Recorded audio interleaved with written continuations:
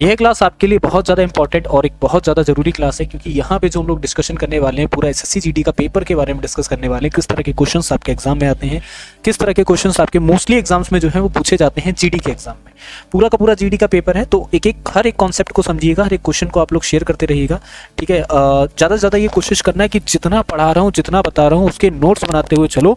तो यहाँ से यकीन मानना है कि 1 से 2 या 2 से 3 क्वेश्चन आपके फंसेंगे ही फंसेंगे, है ना। जैसे पहला क्वेश्चन आपके सामने यहाँ पे लिखा हुआ है कि सही वर्तनी वाले शब्द को चुन के बताओ कि यहाँ पर क्या है, कि सुषमा है, सुषमा है, सुषमा है या फिर आपका सुषमा है। सही वर्तनी वाला जो शब्द हो जाता है वो आपका डी वाला ऑप्शन हो जाता है, ठीक है। सुषमा जो है वो आपका यहाँ पे सही ऑप्शन आंसर होगा। पल्ला पकड़ना मुहावरे का अर्थ आपको बताना है क्या होता है, कि भाई पल्ला पकड़ लिया, इसका अर्थ क्या है। पल्ला पकड़ने का अर्थ ये होता है कि जब आपका पल्ला पकड़ लिया है, बस आपसे अपना काम बना रहा है। मतलब वो क्या कह रहा है यहाँ पे, पल्ले पकड़ने का मतलब ये है कि वो आपसे सहारा ले रहा है, ठीक है ना। क्या कर रहा है, वो सहारा ले रहा है और कुछ भी नहीं कर रहा है। सादा जीवन डैश विचार ही जीने का मूल मंत्र होना चाहिए। देखो बहुत ही अच्छी चीज है, आपने सुनी होगी कई बार कि भाई सादा जीवन और उच्च विचार है ना, कि हमारा सादा जीवन है, उच्च विचार है हमारे और हमें कुछ नहीं चाहिए, और यही एक अच्छा जीने का मूल मंत्र भी हो जाता है ना। तो ऑप्शन नंबर आपका ए है। अगला देखो कि जो स्त्री विद्वान हो, इस वाक्यांश के लिए एक सार्थक शब्द दीजिए, ठीक है ना। कोई एक स्त्री है जो बहुत ज्यादा विद्वान है, उसके लिए सार्थक शब्द क्या होगा, कि भाई जो स्त्री जो है बहुत ज्यादा बहुत ज्यादा विद्वान है, उसके लिए विदुषी बोला जाता है। क्या बोला जाता है, विदुषी बोला जाता है। ठीक उसी तरीके से विजित भी तो लिखा हुआ है। विजित का मतलब होता है कि जिसको जीत लिया गया हो, ठीक है ना। क्या हो जाता है यहाँ पर इसका मतलब आपका होता है जिसको जो है यहाँ पे जीत लिया गया हो, उसको आपका क्या बोला जाता है, उसको आपका विजित बोला जाता है, ठीक है, जिसको जीत लिया गया हो, है ना। ये वाला क्लियर हो गया। इसी के अलावा आपके सामने लिखा है विज्ञ का मतलब क्या होता है, ठीक है। विज्ञ का मतलब होता है जिसकी जानकारी बहुत अधिक हो, ठीक है। कोई ना कोई आपके फ्रेंड सर्कल में ऐसा होगा जिसकी जो जानकारी है ना, वो जानकारी जो है बहुत अधिक होगी, ठीक है ना। क्या हो जाएगी, जानकारी जो है बहुत ज्यादा अधिक होगी, उसको आपका क्या बोलेंगे, विदुर बोलेंगे, सॉरी हाँ विज्ञ बोलेंगे, ठीक है। अब विदुर किसको बोलते हैं, ये भी तो क्लियर होगा। विदुर बोलते हैं जिस पुरुष की पत्नी जो है मर चुकी है, ठीक है ना। जो कोई पुरुष है उसकी जो पत्नी है, वो जिसकी पत्नी जो है ना मर चुकी है, उसको आपका क्या बोला जाता है, उसको आपका यहाँ पे विदुर बोला जाता है। मैंने एक गाय और एक भैंस खरीदी, खरीदे, खरीदा या फिर खरीदे, ठीक है। मैंने एक गाय और एक भैंस क्या हो जाएगा यहाँ पे, तो आप बोलोगे सर खरीदी है, ठीक है। चलिए, निम्नलिखित में से शुद्ध वर्तनी वाला शब्द कौन सा है बताना। निष्पक्ष है, निष्पक्ष है, निष्पक्ष है या फिर आपका निष्पक्ष है। तो यहाँ पे सही वर्तनी वाला शब्द बताना है कि आपका क्या हो जाएगा। तो आप ये बोलोगे कि सर सही वर्तनी वाला शब्द जो है निष्पक्ष, ये जो है हमारा क्या हो जाएगा, करेक्ट ऑप्शन आंसर हो जाएगा, ठीक है। भीगी बिल्ली बनना मुहावरे का अर्थ आपको बताना है क्या है। भाई कोई इंसान जो है भीगी बिल्ली बन चुका है, इसका अर्थ क्या होगा, कि कोई इंसान भीगी बिल्ली बन के बहुत ज्यादा चालाक बन रहा है या फिर गिड़गिड़ा रहा है, गायब हो जा रहा है, कि भाई भीगी बिल्ली बन गया। भीगी बिल्ली मतलब बहुत ज्यादा सहम गया। भाई बिल्ली को पानी से डर लगता है, ठीक है। जब उसके ऊपर पानी डाल दोगे वो तो सहम जाएगी बिल्कुल, अरे अरे भागो भागो भागो, है ना। पोषक का विलोम शब्द आपको बताना है क्या होगा। तो पोषक का जो विलोम शब्द है आपको बताना है यहाँ पे, तो पोषक का विलोम शब्द हो जाएगा शोषक हो जाएगा, ठीक है ना। क्या हो जाएगा आपका यहाँ पे विलोम शब्द शोषक हो जाएगा। जिस तरीके से छीण का विलोम शब्द आपका क्या होता है, छीण का हो जाता है आपका पुष्ट हो जाता है, ठीक है। तोषक का आपका यहाँ पर क्या हो जाता है, तो आप ये बोलोगे तोषक नहीं, जिस तरीके दुर्बल का आपका हो जाता है सबल हो जाता है, ठीक है ना। क्या हो जाता है, सबल हो जाता है। तो ये भी आपका यहाँ पर हो जाएगी, किसी तरीके का कोई इसका अर्थ भी नहीं है, ठीक है।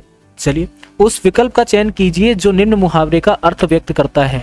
भाड़ झोंकना, ठीक है, ढील दे दी, थक जाना, व्यर्थ समय या फिर निराश हो जाना। तो इसका अर्थ क्या हो जाएगा कि भाई भाड़ झोंकने का मतलब होता है कि पूरा जो आपने है एक समय बिल्कुल ही अपना व्यर्थ कर दिया है, समय जो है बिल्कुल खराब कर दिया है, और ये जो है इसका सही उत्तर होगा। अब समझो यहाँ पे ढील देने का मतलब होता है आजाद छोड़ देना, ठीक है ना। ढील देने का मतलब क्या हो जाता है यहाँ पे, कि क्या कर दिया है यहाँ पे, आजाद छोड़ दिया, ठीक है ना। क्या हो जाएगा यहाँ पे, आजाद छोड़ दिया है, इसका अर्थ हो जाता है।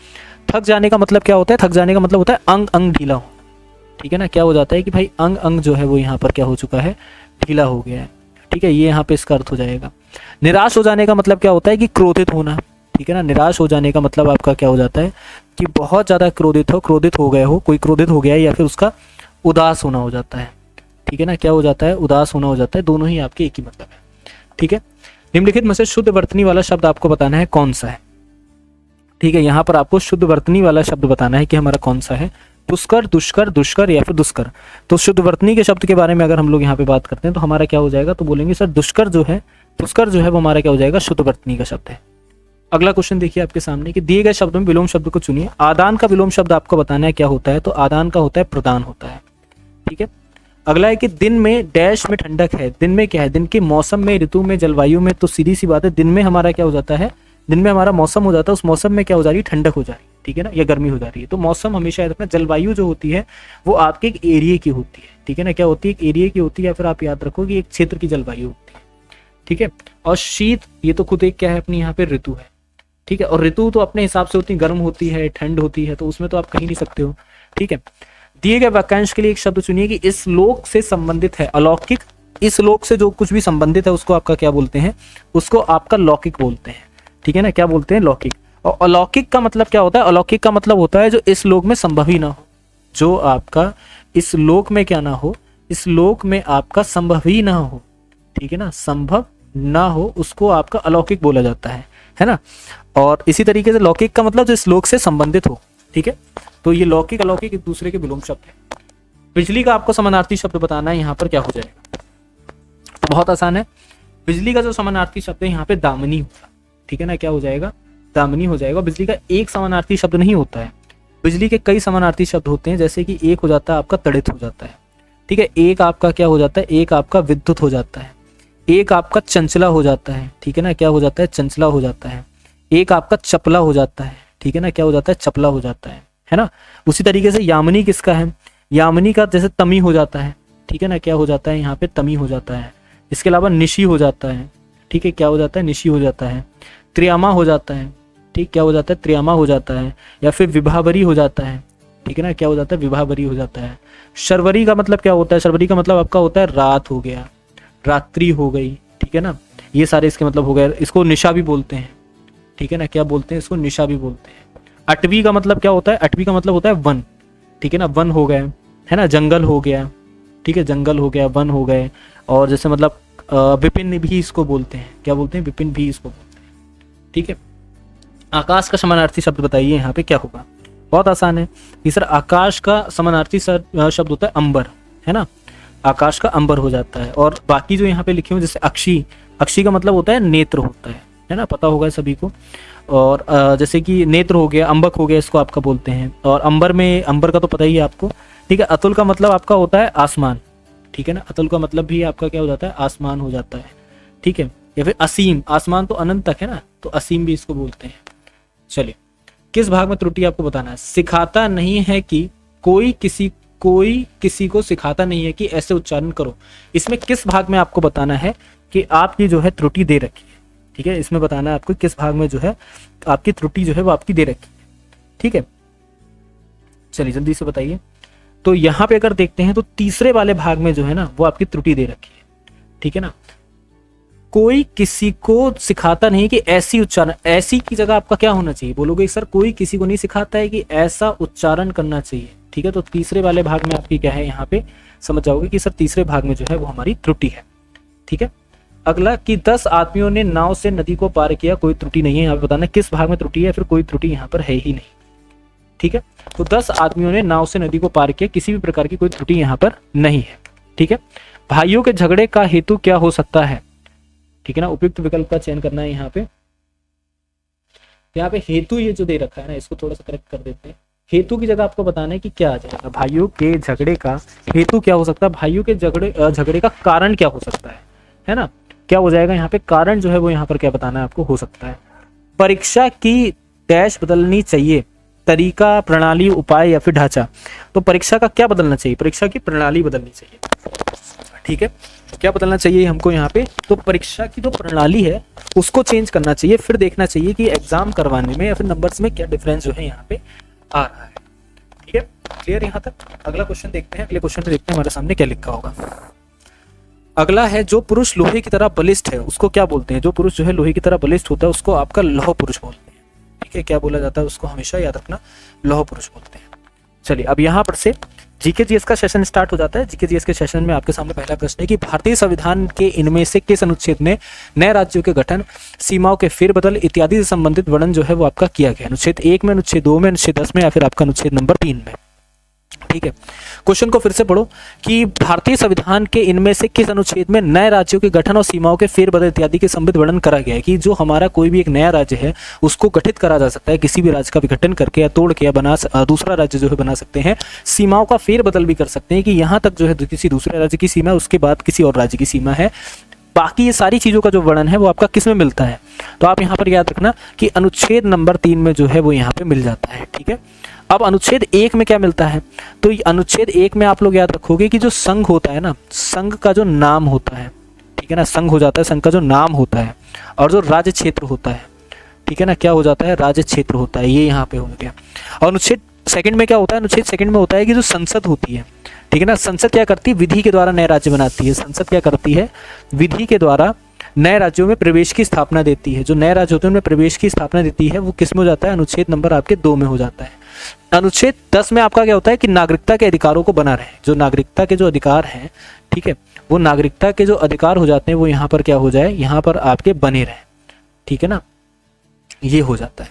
चलिए अगला देखेंगे क्या है कि भारतीय सुरक्षा बल के सर्वोच्च कमांडर कौन है। भारतीय सुरक्षा बल के जो सर्वोच्च कमांडर है वो यहाँ पे कौन हो जाते हैं, सिंपल सी बात है, भारतीय सुरक्षा बल के जो हमारे सर्वोच्च कमांडर हैं, इनमें जो नाम दे रखा है उस हिसाब से हमारे प्रणब मुखर्जी हो जाएंगे। ठीक है, क्वेश्चन ये जो है थोड़ा सा पुराना है, ठीक है, तो इसको इतना मत ध्यान में दो। अगले क्वेश्चन पे बढ़ते हैं कि भारत के राष्ट्रपति के संबंध में निम्नलिखित में से कौन सा सत्य नहीं है। वह प्रधानमंत्री मंत्रालय के परिषद की नियुक्ति करता है, राष्ट्रपति देश का प्रथम नागरिक होता है, या रक्षा बलों का सर्वोच्च कमांडर है, या फिर वह राष्ट्रीय आपातकाल की घोषणा नहीं कर सकता है। अब आपको बताना है कि कौन सा जो है वो आपका सत्य नहीं है। देखो, अगर हम लोग यहाँ पे बात करते हैं डी वाला क्यों सत्य नहीं है कि क्योंकि राष्ट्रपति एकमात्र ऐसा व्यक्ति है जो देश के अंदर लगे आपातकाल की घोषणा करता है। ठीक है ना, ये क्लियर होगा। और आपातकाल की घोषणा भी आपको पता है कि 3 तरीके के कार्यों में, 3 तरीके के जब भी यहाँ पे चीजें बनती हैं तब राष्ट्रपति के द्वारा आपातकाल की घोषणा करी जाती है, आपातकाल जो है वो आपका लग जाता है। ठीक है ना, भारत का राष्ट्रीय वृक्ष आपको बताना है कौन सा है, बरगद है, आम है, सौल है, या फिर आपका पीपल है, साल या पीपल। ठीक है, देखो यहाँ पे बता देते हैं, राष्ट्रीय वृक्ष जो है वो आपका क्या है, बरगद है। कुछ चीजें और समझो, आज राष्ट्रीय वृक्ष पूछा है, कल से आपको मान लो अगर आपसे क्या पूछ ले कि भाई राष्ट्रीय पक्षी क्या है, तो आप याद रखोगे कि सर ने बता रखा है कि मोर जो है वो हमारा यहाँ पे राष्ट्रीय पक्षी हो जाता है। राष्ट्रीय गीत आपसे पूछ ले हमारा क्या है, तो आप याद रखेंगे कि वंदे मातरम जो है वो हमारा क्या हो जाता है, यहाँ पे राष्ट्रीय गीत हो जाता है। ठीक है, इज दैट क्लियर। चलिए, जनगण मन को संविधान सभा द्वारा आधिकारिक रूप से भारत के राष्ट्रगान के रूप में कब स्वीकार किया गया था। जनगण मन को बताना कब आपका स्वीकार करा गया था।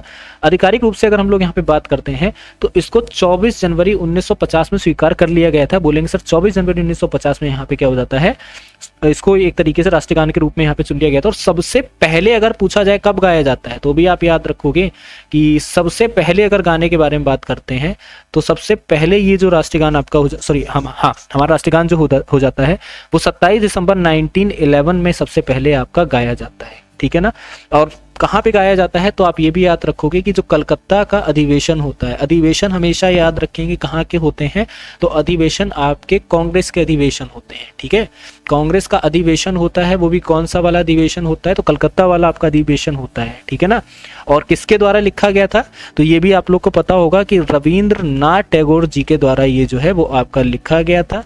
और अगर इसमें भी थोड़ा सा आपको बता दें तो बांग्लादेश का भी जो यहाँ पे राष्ट्रगान है वो भी रविंद्रनाथ टैगोर जी के द्वारा लिखा जाता है। और थोड़ा सा डिटेल अगर आप समझोगे तो ये कितनी देर का होता है, तो ये आपका 52 सेकंड का हो जाता है। ठीक है, चलिए अगला देखेंगे क्या है। अगला है कि इनमें से कौन सा जीव भारत का राष्ट्रीय जल जीव है। ठीक है ना, गंगा और शार्क मछली, गंगा की शार्क मछली, भारतीय स्टार कछुआ, या फिर गंगा नदी की डॉल्फिन मछली, या फिर गोल्डन आपका भैंसी।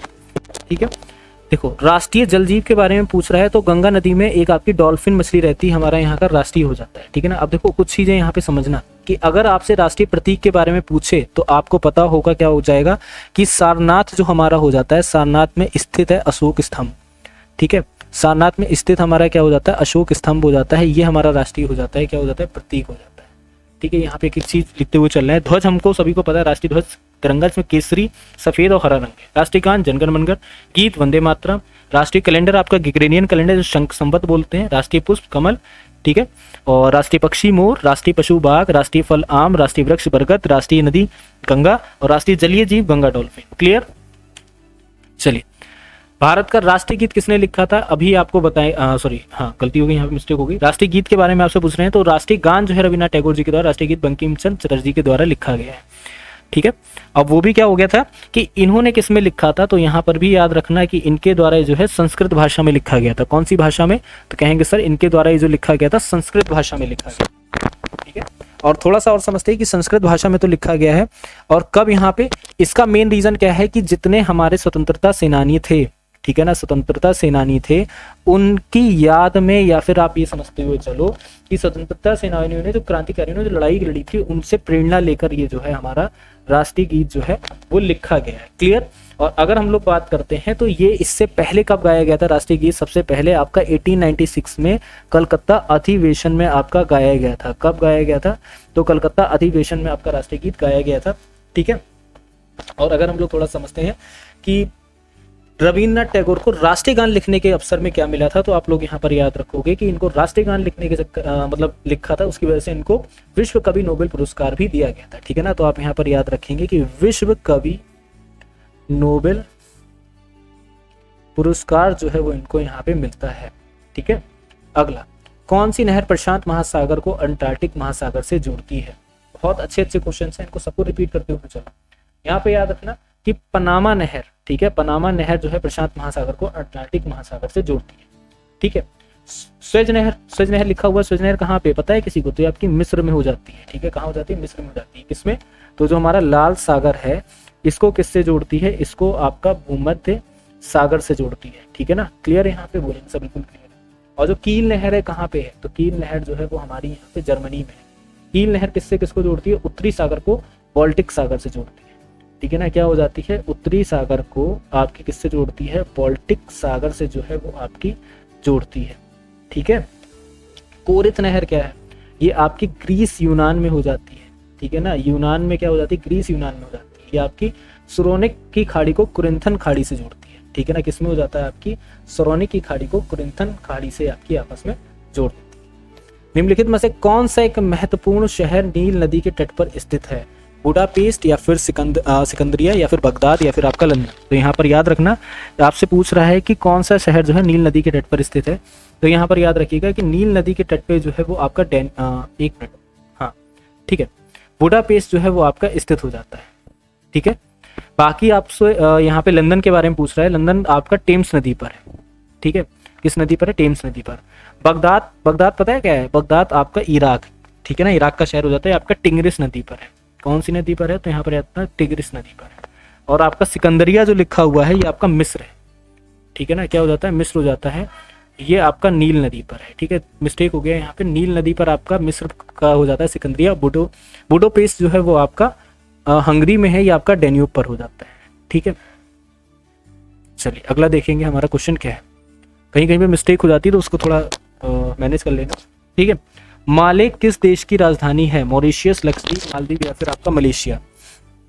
तो माले के बारे में बताना है कि ये जो है हमारी किस देश की राजधानी हो जाती है। ठीक है, तो अगर माले के बारे में हम लोग यहाँ पे बात करते हैं तो माले जो है वो आपकी मालदीव की राजधानी, कहाँ की राजधानी है, रिपीट करिएगा, आंसर मालदीव की राजधानी है। ठीक है, मॉरिशियस जो है वो यहाँ पे, ठीक है ना, माले यहाँ पे राजधानी है। मॉरिशियस एक आपका देश है और इसकी पोर्ट लुइस जो है इसकी राजधानी है। ठीक है ना, क्या हो जाती है यहाँ पे, पोर्ट लुइस जो है वो इसकी राजधानी हो जाती है। लक्षद्वीप यहाँ पे क्या हो जाती है, कवरटी की राजधानी हो जाती है। ठीक है ना, क्या हो जाती है, कवरटी की राजधानी हो जाती है। मलेशिया की क्या हो जाती है, कुआलालंपुर हो जाती है। ठीक है ना, क्या हो जाती है आपकी यहाँ पे, कुआलालंपुर जो है वो यहाँ पे मलेशिया की राजधानी हो जाती है। ठीक है, मध्यकालीन भारत के दौरान लिखी गई किताब गीत गोविंदम के लेखक कौन है, मीराबाई, तुलसीदास या फिर कबीर या फिर जयदेव। चलिए जल्दी से बताइए।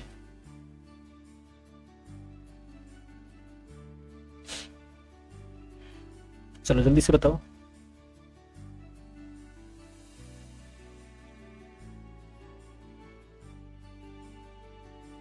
देखो, मध्यकालीन भारत में हमारे सामने लिखा गया है, मध्यकालीन भारत में के दौरान लिखी गई किताब गोपी गीत गोविंदम जो है, इसके लेखक आपको बताना कौन है, मीराबाई हैं, तुलसीदास हैं, कबीर हैं या फिर आपके जयदेव। अगर हम लोग यहाँ पे बात करते हैं तो ये जो किताब है गीत गोविंदम, इसके लेखक यहाँ पे कौन हो जाते हैं, तो जयदेव जो है इसके लेखक हो जाते हैं। ठीक है, कौन हो जाते हैं, जयदेव हो गए। गीत गोविंदम हो गया, एक इनकी एक और पुस्तक, इसको रति मंजरी कहते हैं। ठीक है ना, क्या कहा जाता है, इनकी पुस्तक को रति मंजरी बोला जाता है ना। मीराबाई की तो गीत गोविंद टीका है, थोड़ा सा कंफ्यूजन यहाँ पर हो जाएगी, तो इनकी जो है क्या हो जाएगी, गीत गोविंद, ठीक है ना, ठीक है, थोड़ा स्पेलिंग सही कर लीजिएगा। और एक इनकी हो जाती है राग गोविंद, ठीक है, कभी कंफ्यूजन होती है आप लोग को कि सर गोविंद तो मोस्टली इनकी किताबों का नाम है, ऐसा नहीं, ठीक है। तुलसीदास जी की सभी को पता होगी, तुलसीदास जी की सबसे पहली किताब रामचरितमानस, ठीक है, क्या हो जाएगी, रामचरितमानस हो जाएगी। और दोहावली इनकी बहुत ज़्यादा फेमस है, सभी को पता होगा, इनके द्वारा दोहावली लिखी गई है और गीतावली लिखी गई है, और एक विनय पत्रिका, ठीक है ना, क्या है एक यहाँ पे विनय पत्रिका हो जाता है, ठीक है। कबीरदास जी की अगर बात करते हैं तो कबीरदास जी के बीजक बहुत फेमस, ठीक है ना। बीजक में क्या क्या आते हैं ये समझो। बीजक में आपकी साखी हो जाती है, ठीक है, आपकी सबद हो जाती हैं, और आपकी रमैनी हो जाती है। ये चीज़ें जो है इनकी बहुत ज़्यादा क्या हो जाती है यहाँ पे फेमस, ठीक है। चलिए अगला देखिए, औरंगजेब के संबंध में निम्नलिखित में से कौन सा कथन जो है गलत है। उसे आलमगीर के नाम से भी जाना जाता था। सत्ता के लिए अपने संघर्ष में औरंगजेब ने अपने भाई के द्वारा लड़ाई में निर्णायक रूप से हराया और अपने पिता को आगरा में ही अपने ही महल में नजरबंद कर दिया। वह शाहजहां मुमताज महल का दूसरा पुत्र था, मुमताज का दूसरा पुत्र था, और 18वीं शताब्दी के मध्य में औरंगजेब मृत्यु के बाद मुगल साम्राज्य का पतन होता चला गया। यहाँ पे बताएंगे कि जो हमारा सही उत्तर है वो क्या होगा, ठीक है। मुगलों के बारे में क्वेश्चंस हैं, और मुगलों के बारे में क्वेश्चंस आते हैं एग्जाम के अंदर ज्यादातर, और औरंगजेब के बारे में यहाँ पे आपको बताना है यही कि कौन सा वाला जो कथन है वो आपका गलत है, ठीक है। चलिए देखिए, अगर यहाँ पे थोड़ी सी बात करते हैं, इसके आंसर की बात करते हैं, तो यहाँ पर समझो क्या हो जाएगा कि वह शाहजहां मुमताज महल का दूसरा लड़का, ठीक है। ये यहाँ पे देखो, शाहजहां के बारे में अगर बात करते हैं, ठीक है, तो इनके जो टोटल बच्चे थे वो आपके 7 बच्चे थे। पुत्र जो थे वो 4 थे, पुत्री जो थी वो आपकी 3 थी, ठीक है, कहेंगे सर बिल्कुल ठीक है। अगर इसमें बात करते हैं तो इसमें पहले नंबर का जो था वो दारा शिकोह, ठीक है ना, क्या हो जाता है यहाँ पे, दारा शिकोह जो था वो यहाँ पे पहले नंबर का। दूसरे नंबर का आपका यहाँ पे शाह सुजा था, ठीक है ना, क्या हो जाता है यहाँ पे, शाह सुजा जो है वो दूसरे नंबर का था। तीसरे नंबर का यहाँ पर कौन था, तो तीसरे नंबर का यहाँ पे औरंगजेब था, ये भी यहाँ पर याद रखना, तीसरे नंबर का औरंगजेब था। और चौथे नंबर का आपका मुराद बख्श था, ठीक है ना, कौन था यहाँ पे, मुराद बख्श जो है वो आपका चौथे नंबर का, ठीक है। और इसमें भी अगर बात करते हैं तो इनकी 3 बहनें भी है ना। तो उसके बाद यहाँ पर याद रखना है, सारी चीजें लड़ाई वगैरह होती हैं, आपस में लड़ जाते हैं, बहनें एक तरफ, मतलब बहन एक एक भाई की तरफ हो जाती है। इसमें से मुराद बख्श जो है अकेला पड़ जाता है, ठीक है, फिर जाके पूरी एक तरीके से निपटती है, और औरंगजेब बाकी को मार के यहाँ पर क्या बनता है उत्तर। तो एक एक पॉइंट को यहाँ पे नोट करते हुए चलो, एक एक चीज को नोट करते हुए, ठीक है। 27 अक्टूबर 1605 को फतेहपुर सीकरी में डैश की मृत्यु हुई थी, जिन्हें आगरा का सिकंदरा में दफनाया गया था। इसकी यहाँ पे मृत्यु के बारे में बात करी जा रही है, ठीक है ना। तो अकबर की मृत्यु होती है, ठीक है, कब होती है, 27 अक्टूबर 1605 में, ठीक है। तो यहाँ पर याद रखना सम्राट अकबर हो जाएगा। और अगर बात करते हैं तो यहाँ पे सिकंदरा में दफना दिया जाता है, सभी को पता हो। राम प्रसाद बिस्मिल को फांसी किस लिए दी गई थी, सभी को पता होगा। राम प्रसाद बिस्मिल जी को जो फांसी दी गई थी वो काकोरी कांड के लिए दी गई थी, ठीक है। काकोरी में जो ट्रेन डकैती हुई थी उसके लिए यहाँ पे फांसी दी गई थी, ठीक है। अब अगर बात करते हैं तो क्या असल में ये हमारे क्रांतिकारी थे जो कि हिंदुस्तान रिपब्लिक एसोसिएशन के क्रांतिकारी थे। यहाँ पर ये भी नोट करिएगा किसके क्रांतिकारी थे, तो हिंदुस्तान रिपब्लिक एसोसिएशन के क्या हो जाते हैं यहाँ पे, ठीक है ना, क्रांतिकारी हो जाते हैं, ठीक है। इनके क्या हो जाते हैं, क्रांतिकारी हो जाते हैं। और क्या हुआ था एक्चुअल में, अगर हम लोग यहाँ पे बात करते हैं तो एक ट्रेन आ रही थी। ट्रेन कहाँ से आ रही थी, तो ट्रेन जो है वो आपकी सहारनपुर से आ रही है, ठीक है। ये भी यहाँ पे याद रखना, क्या हो रहा होता है, सहारनपुर से ट्रेन आ रही है, और ठीक है, तो वो आपकी 8 डाउन डिब्बों वाली मालगाड़ी थी, ठीक है ना, क्या थी यहाँ पे, मालगाड़ी थी 8 डाउन डिब्बों की, कहेंगे सर बिल्कुल ठीक है। अब लखनऊ में एक जगह पड़ती है काकोरी जगह, तो वहां पे क्या हो जाता है, लूट लिया जाता है। वो भी कब लूट लिया जाता है, 9 अगस्त 1925 को आपका लूट लिया जाता है, ठीक है। इस दिन क्या होता है, काकोरी कांड जो है वो आपका हो जाता है, ठीक है। बोलेंगे सर बिल्कुल ठीक है, यहाँ तक हम अच्छे तरीके से समझ गए। अब यहाँ पर से समझो कि इस घटना को काकोरी ट्रेन डकैती जो है नाम दिया जाता है। अब होता है क्या है कि इस कांड में क्या होता है, जो चंद्रशेखर आजाद होते हैं, ठीक है ना, क्या हो जाते हैं, जो चंद्रशेखर आजाद हो जाते हैं वो तो इसमें बच जाते हैं, ठीक है ना। वो इसमें क्या होता है, बच जाते हैं, वो यहाँ से निकल पड़ते हैं, भाग जाते हैं, ठीक है ना।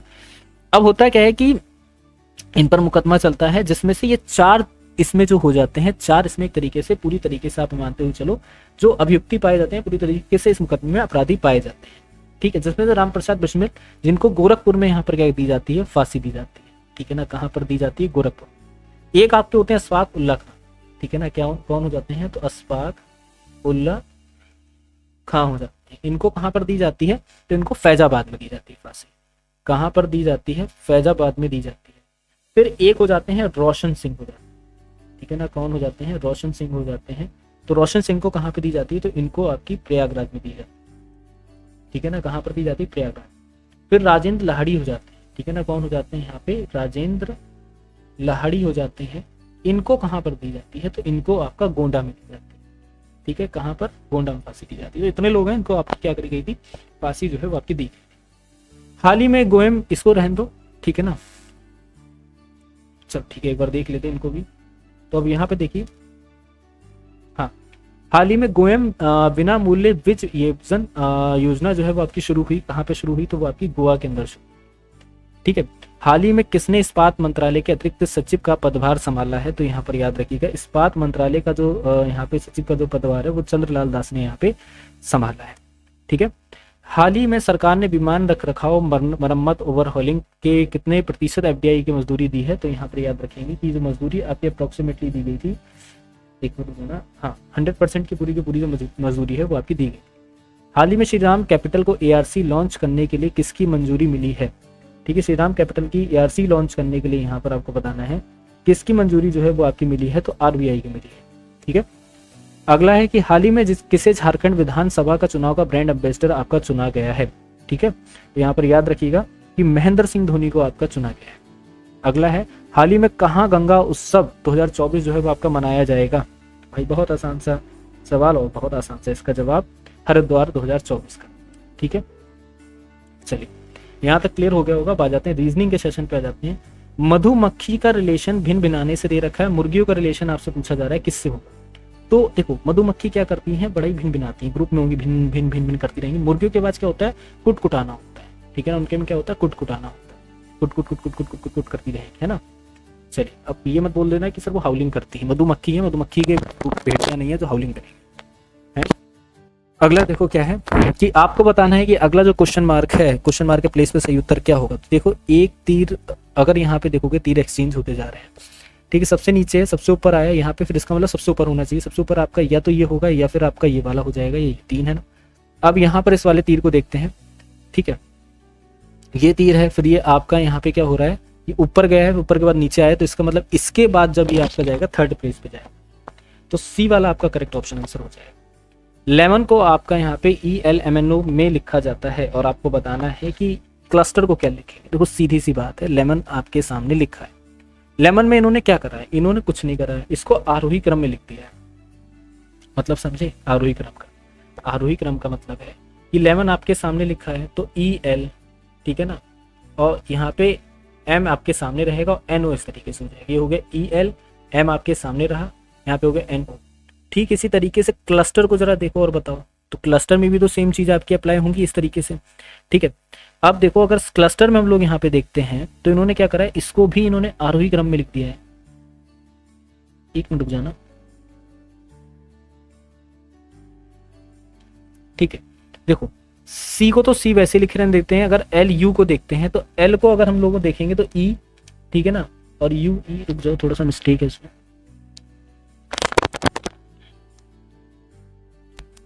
ठीक है, इसको स्किप कर देना, मुझसे ही कहीं पे गलती हो रही है। खैर, प्रश्न आकृति आपके सामने दी गई है और आपको ये बताना है कि ये जो प्रश्न आकृति है, ये प्रश्न आकृति किस उत्तर आकृति में जो है वो आपकी छुपी हुई है। ABCD में से बताइए किस आकृति में जो है वो आपकी प्रश्न आकृति में छुपी हुई, ठीक है। एक मिनट रुकिएगा। चलिए प्रश्न आकृति आपको पता नहीं कहाँ पे बनी है। अगर आप इसको यहाँ पे गौर से देखोगे तो आपको ये कहेगा, आप ये कहोगे सर हो सकता है बी वाले में बने हुए, है ना, तो ऐसा नहीं है। बी वाले में अगर यहाँ पे आके देखोगे तो यहाँ पे इस तरीके से कि कट लग रहा है और ये ऐसे जा रही है, ठीक है, वो यहाँ पे कहीं पे भी नहीं, तो मतलब ये नहीं होगा। ए वाले में भी अगर हम लोग देखते हैं तो ए वाले में क्या आपका बनता दिख रहा है, नहीं, अगर ये आगे तक ऐसे जाता तब होता, ये भी नहीं होगा। सी वाले में पूरी की पूरी आकृति बनी है, देखो कैसे बनी है, ठीक है, देख अभी दिखाता हूँ सही से।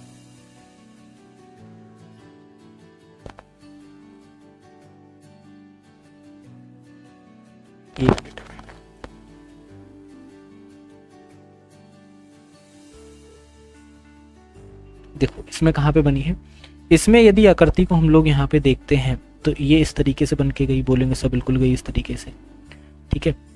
चलिए अब देखिए आकृति ऐसे करके चली गई, बोलेंगे सब बिल्कुल चली गई, और ये आकृति ऐसे आके मिल गई और ये आकृति यहाँ पे ब्लॉक होकर ऐसे चली गई, ठीक है। चलो अगला देखो आपके सामने क्या है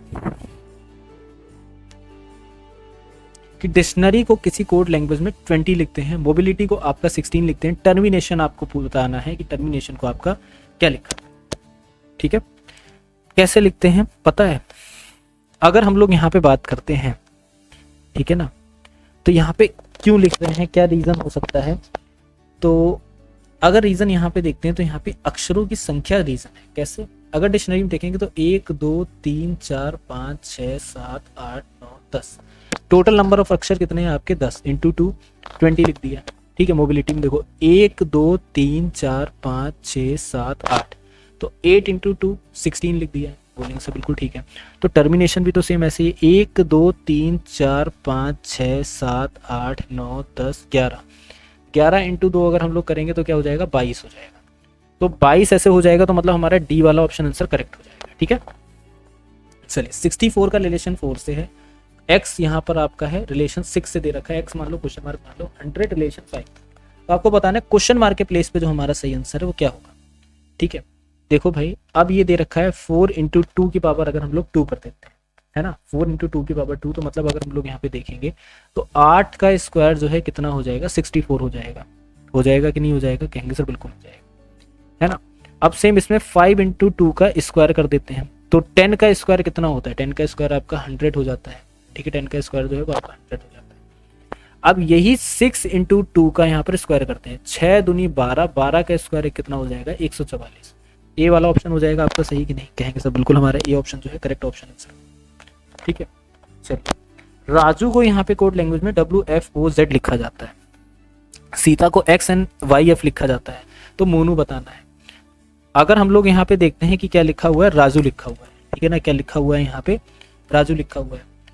अब जरा ये बताओ कि इस राजू में ऐसा क्या आपको दिख रहा है, तो भाई अगर हम लोग देखेंगे तो राजू का यहाँ पे प्लेस वैल्यू, ठीक है ना, प्लेस वैल्यू अगर +5 कर दोगे, +5 कर दोगे, +5 +5 कितना आ जाएगा, W आ जाएगा, F हो जाएगा, O हो जाएगा, Z हो जाएगा। इसको चेक ही मत करो ना, डायरेक्ट मोनू पर आ जाओ। मोनू में क्या कर दोगे, प्लस का 5 कर दोगे, प्लस का 5 जैसे मोनू में करोगे आपको R मिलेगा, R एक ऑप्शन में है, डी वाले में करेक्ट हो जाएगा। आगे बढ़ो, टाइम ही मत वेस्ट करो, ठीक है। अगला क्वेश्चन आपके सामने बहुत अच्छा सा दे रखा है कि सभी के सभी एंजाइम क्या है, यहाँ पे विटामिन है, ठीक है। एंजाइम जो है वो सभी के सभी आपके क्या दे रखे हैं, ये आपके विटामिन दे रखे हैं, तो हमने कहा ठीक है भाई, यहाँ पर समझ गए विटामिन है। सभी विटामिन कार्बोहाइड्रेट है, ये सभी के सभी जो विटामिन है वो क्या हो जाते हैं आपके यहाँ पे कार्बोहाइड्रेट हो जाते हैं, ठीक है ना। हमने कहा ठीक है सर बिल्कुल हम लोग समझ गए। अब देखो क्या सभी एंजाइम आपके कार्बोहाइड्रेट हैं, तो बोलेंगे सर सभी के सभी एंजाइम भी तो हमारे कार्बोहाइड्रेट है, क्या कोई भी एंजाइम आपका कार्बोहाइड्रेट नहीं है, ये तो आपका गलत हो गया। तो मतलब आपका निष्कर्ष पहला वाला जो है वो आपका अनुसरण कर रहा है बस, ठीक है। क्लियर हो गया यहाँ तक, तो यहाँ तक आप लोग समझ गए होंगे कि क्वेश्चंस भी आपको एक एक अच्छे तरीके से क्रिस्टल क्लियर हुए होंगे। अब मैथ का सेशन है, मैथ के सेशन को बड़े आराम से देखना है, एक एक चीज आपको बहुत आराम से बताएंगे। 5 विषयों में अमित के प्राप्तांक का औसत 72 है, ठीक, हमने कहा ठीक है। यदि इन विषयों में से 3 विषयों के प्राप्तांक का औसत 70 है, तो शेष विषयों का प्राप्तांक का औसत आपको बताना है क्या है।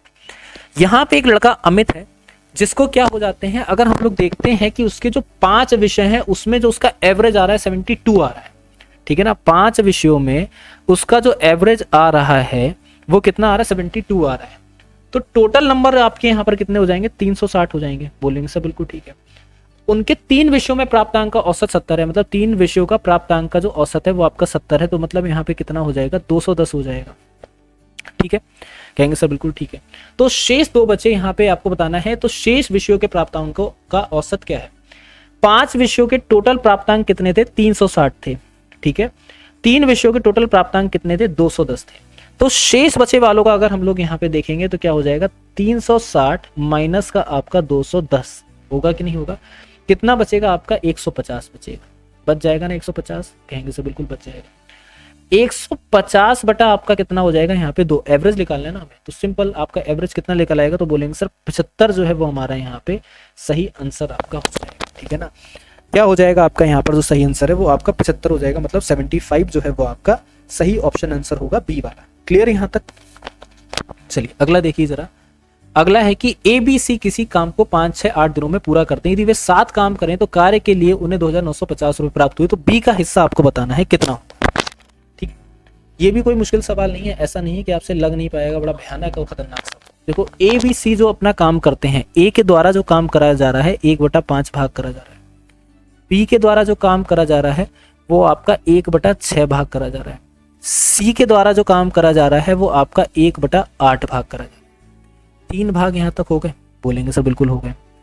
अब इन तीनों को एक साथ मिलाकर एक दिन में कितना काम करेंगे? यदि वे 7 काम करें, ठीक है, 8 दिनों में पूरा कर सकते हैं। ABC इनका ये पूरा काम होगा और एक दिन में ये कितना काम कर सकते हैं? तो एक दिन में इनका जो काम हो जाएगा 1/5 रेशियो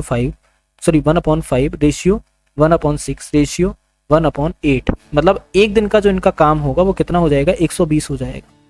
ठीक है, कहेंगे सर बिल्कुल ठीक है।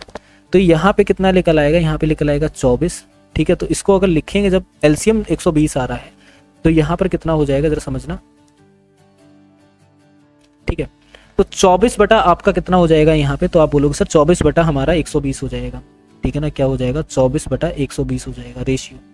फिर आपका 20 बटा यहाँ पर कितना हो जाएगा? 20 बटा 120 हो जाएगा रेशियो। फिर यहाँ पे 15 बटा आपका 120 हो जाएगा रेशियो। ठीक है, कहेंगे सर बिल्कुल ठीक है। अब देखो जरा यहाँ पे तो कितना हमें मिल जाएगा? तो हम ये बोलेंगे 120 सब जगह कैंसिल, तो 24 रेशियो 20 रेशियो 15 जो है वो हमें निकल आएगा। ठीक है, तो इनका जो योग है, अनुपात योग कितना निकलेगा? 59 निकलेगा।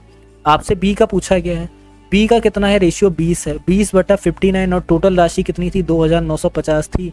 बस हो गया क्वेश्चन सॉल्व। ठीक है, तो यहाँ पर देखो कितना आ जाएगा? 59 से अगर हम लोग यहाँ पे देखेंगे तो हमारे पास कितना बचेगा? 20, ये आपका 5 बार में जाएगा तो यहाँ पे हो जाएगा 50। 20 × 50 मतलब हमारा यहाँ पे 1000 जो है वो आपका सही ऑप्शन आंसर C वाला बन जाएगा। ठीक है, क्लियर यहाँ तक? तो क्या बनेगा? बोलेंगे सर C ऑप्शन जो है वो हमारा यहाँ पे इसका करेक्ट ऑप्शन आंसर होगा। ठीक है, देखो हर एक क्वेश्चन को समझो कि इसमें बोल क्या रहा है एग्जामिनर और आपको करना क्या है, कैसे इसका सोल्यूशन जो है वो आपको निकालना है। ठीक है, एक एक चीज को जब आप यहाँ पे समझोगे ना तभी क्वेश्चन जो है वो आपका सॉल्व हो पाएगा। क्लास पे आ जाते हैं, क्लास में फिर से हम लोग फोकस करते हैं नेक्स्ट यहाँ पर जो हमारा मैथ का क्वेश्चन है उस पर आगे बढ़ते हैं। नेक्स्ट क्वेश्चन देखो यहाँ पर क्या कह रहा है। ठीक है, नेक्स्ट क्वेश्चन आपका यहाँ पर बोल रहा है कि एक मिश्रण में अल्कोहल और जल का अनुपात 3:4 है। इसमें 8 लीटर पानी मिलाने पर अल्कोहल जल का अनुपात 5:8 हो जाता है। मिश्रण में मूल मात्रा लीटर में आपको बतानी है कितनी है। ठीक है, बहुत इजी क्वेश्चन है, ऐसा नहीं बहुत भयानक क्वेश्चन है, बहुत ज्यादा इजी क्वेश्चन है। इजीली आप इसको जो है यहाँ पे क्लैरिफाई कर सकते हैं। ठीक है, अब देखते हैं कि हमारा सही आंसर जो है वो क्या होगा।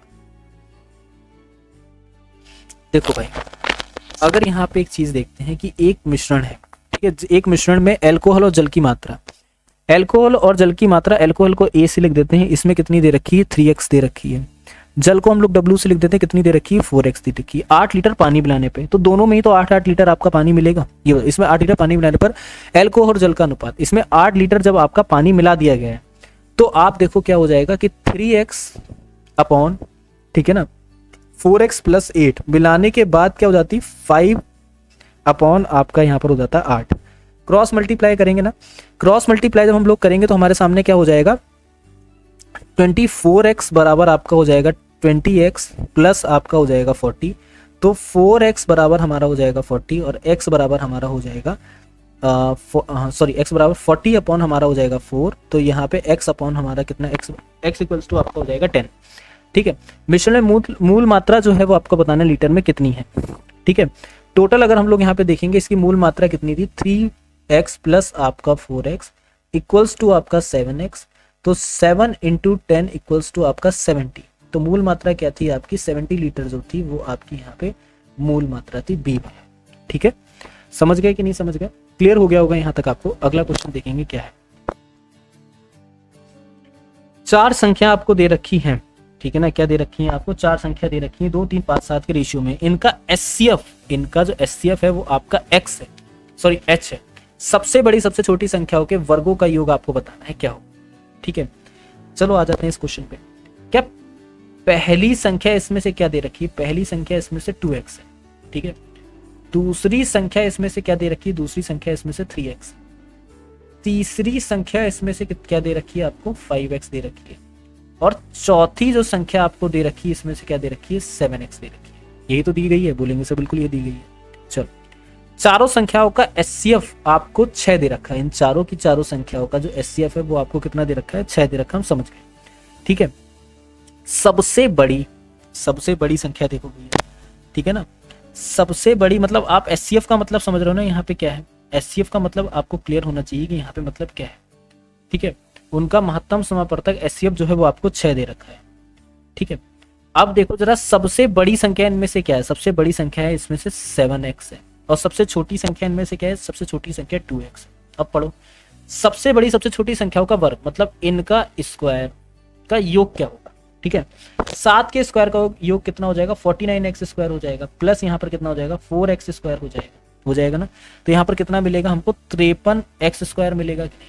ठीक है, और एचसीएफ हमारा मतलब x बराबर हमको यहाँ पे 6 दे रखा, तो 53x स्क्वायर बराबर आपको बताना है। तो 53, 6 का स्क्वायर 36 इंटू कितना हो जाएगा 36, तो हमारे पास कितना निकल आएगा 908। ठीक है, 1908 जो है वो हमारा यहाँ पे निकल आएगा, कौन सा वाला, बी वाला जो है वो हमारे यहाँ पर क्या बनेगा, इसका करेक्ट ऑप्शन आंसर आपका बन जाएगा। ठीक है, क्लियर यहाँ तक सभी को, ये बताइए। ठीक है ना, क्लियर हो गया होगा। अगला क्वेश्चन देखते हैं। चलो अब ये क्वेश्चन देखो, इसका जवाब जो है सभी लोग हमको यहाँ पे कमेंट करेंगे कि इसका सही उत्तर ये है या फिर ये उत्तर जो है इसका सही। ठीक है, बहुत आसान सा क्वेश्चन है ये कि फुटकर विक्रेता क्रय मूल्य पर 12% का डिस्काउंट देने पर 18% का लाभ होता है। यदि क्रय मूल्य 16,500 है तो विक्रय मूल्य आपको बताना है क्या है। ठीक है, तो ऐसा नहीं कि बहुत भयानक क्वेश्चन है कि आप लगा नहीं पाओगे, कि आपसे होगा नहीं, बहुत ईजी क्वेश्चन है, बहुत ही ज्यादा ईजिली आपसे क्वेश्चन जो है इसको आप क्लियर कर सकते हो। ठीक है, बाकी आपसे मिलते हैं अगली क्लास में।